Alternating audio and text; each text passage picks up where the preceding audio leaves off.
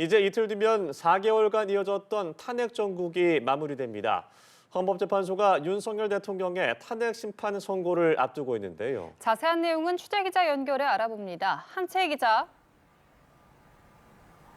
네, 이틀 뒤인 오는 4일 금요일 오전 11시 윤석열 대통령 탄핵 심판 선고 기일이 열립니다. 지난해 12월 탄핵 소추안을 의결한 지 111일 만이자 지난 2월 변론을 종결한 지는 38일 만에 선고가 나오는 건데요. 어제 오전 10시에 재판관 평의가 열렸는데 약 30분의 짧은 논의 끝에 선고일을 이같이 잡은 것으로 보입니다. 곧바로 양측 대리인단에는 유선과 전자송달 방식으로 알리고 피청구인 윤 대통령이 있는 관저에는 오전 중에 우편으로 송달했습니다. 윤 대통령이 이를 받았는지는 아직 확인되지 않았는데 등기로 보냈으니 오늘 중 도착할 것으로 보입니다. 박근혜 전 대통령 탄핵 심판 당시에는 헌재가 이틀 전에 날짜를 잡았는데 이번에는 주변 시위 상황과 학교 휴무 등 지자체와 연관된 부분들이 있어서 그보다 조금 더 넉넉한 사흘 전에 통지한 것으로 해석됩니다.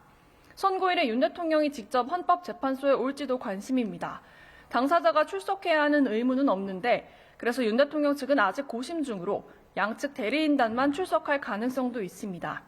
헌재는 국민적 관심사임을 고려해서 방송사 생중계도 허용했고 일반인 방청도 이뤄질 예정입니다. 네, 가장 중요한 건 선고 결과가 아닐까 싶은데요. 파면일지 복귀일지 재판관들이 최종적으로 의견을 낸 겁니까? 네, 모두 11차례의 변론과 16명의 증인 신문, 그리고 한 달 넘게 이어진 역대 최장 평의를 거치면서 재판관들이 결국 어떤 결정을 내렸는지가 주목됩니다. 선고를 사흘 앞둔 어제 재판관들은 사실상 결론을 도출한 걸로 전해집니다. 통상 선고일을 정한다는 건 재판관들이 최종 결정을 내렸다는 뜻인데요.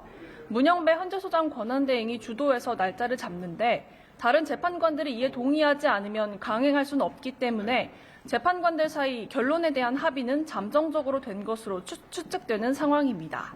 박 전 대통령 탄핵 선고 당시에도 그날 아침 평결에서 재판관들이 최종 의견을 낸 걸로 전해지지만 헌재 내부에선 선고의 지정은 그 지정 당시에 이미 결론은 정해졌던 걸로 봐야 한다는 시각도 있습니다.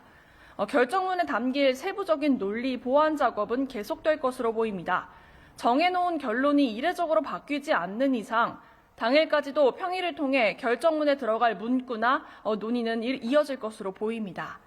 탄핵심판 선고의 효력은 주문을 읽는 즉시 발생합니다. 8명의 재판관 중 6명 이상이 찬성하면 윤 대통령은 탄핵되고 3명 이상 기각 또는 각하 결정을 하면 직무에 복귀하게 됩니다. 지금까지 헌법재판소에서 연합뉴스TV 한채입니다.